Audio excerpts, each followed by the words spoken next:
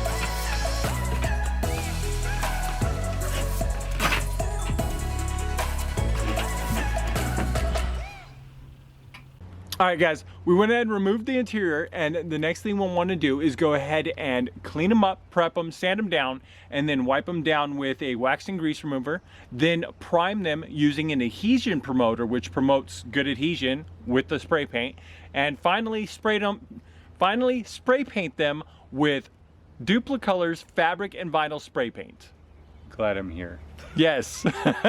All right, guys, so we'll go ahead and do that right now. I'm here as eye candy.